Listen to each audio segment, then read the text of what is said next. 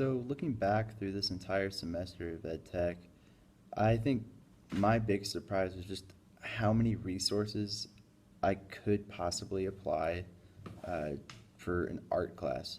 I kind of went into it thinking, well, it's an art class. There's not really a whole lot I can do because it's more, I'm physically working on something in the class, and my students will be doing that too.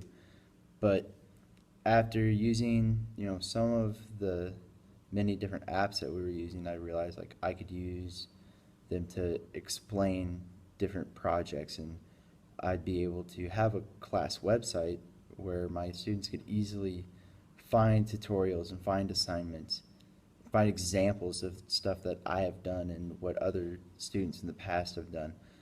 And I think that is probably the best way that I would use a lot of the tools that I've had or learned in this class.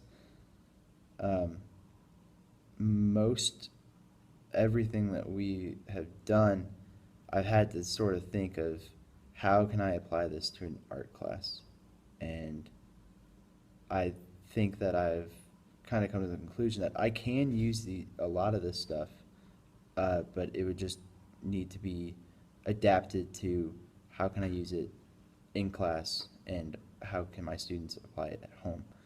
And I think that all of the apps for making and editing videos are very helpful because you can show how to do something with many of these apps.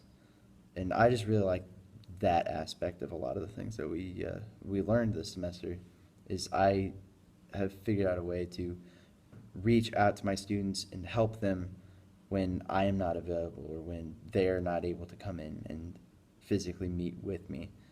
And that's kind of why I think uh, and how I think I'm going to use a lot of the things that I've learned in ed tech. I think it's been a good semester, and I've learned how to use a lot of tools, and that I think will make my classroom better in the future.